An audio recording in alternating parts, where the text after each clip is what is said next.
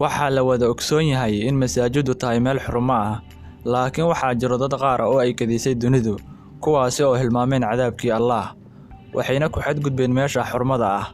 Waxaan barnaamijkan idinkugu soo gudbin doonaa dad masjidka xadayeen oo ay duubtay kaamirada qarsoon ee masjidka. balse intaana muuqaalka bilaabin like saar oo subscribe dheh kanaalka Xiskaal si muuqaalada xiga ku soo gaaraan. Waxaa inoo muuqdo in dumarku ku mashquulsan yihiin salaada, waxaana dhabarka dambe ee dumarka isku qarinayo nin dhar madow kaasoo fursad ku raadinayo dumarka si uu wax uga xado.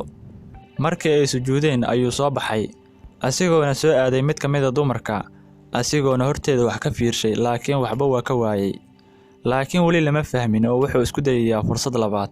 Markii ay sujuudda ku laabteen ayuu sameeyay sidii oo kale, asigoona safka ugu horeeya wax ka soo xaday, iyadoo qofna aysan dareemin.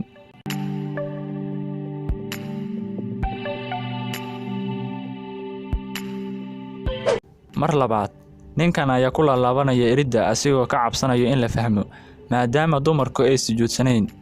laakiin ugu dambeyntii uu ku dhiiraday, asigoo soo baxay oo wax ka xaday mid ka mid ah dumarka oo arkaysa, ayadoona ay ka daba carartay, laakiin ma haleeshay mise uu ka baxsaday, qofna ma oga wixii ka dambeeyay.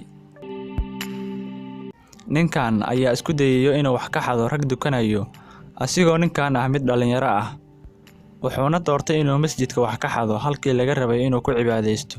wuxuuna soo qaatay boorso oo ninkii lahaa uu salaada ku jiro, wuxuuna iska dhigayaa nin salaad dukanayo. geesaha ayuu iska eegay, asigoo gadaal geystay boorsadii sidii nin baneysanayo meesha uu ku dukanayo.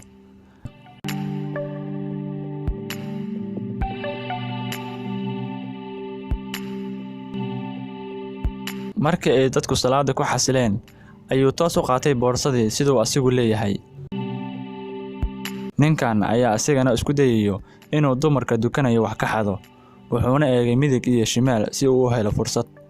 markii ay soo gaareen ataxiyaadka ayuu gees maray si uu wax uga xado mid ka mid ah dumarka, laakiin way qabatay, nasiib darrase wuu ka baxsaday. waxaan soo wadnay dad xadayo dadka dukanayo, laakiin arrintu sidii hore way iska beddeshay.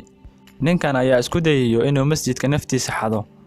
wuxuu soo galay masjidka oo qofna aysan ku jirin, kadibna wuxuu soo qaatay kursi, kadibna wuxuu furtay saacaddii masjidka.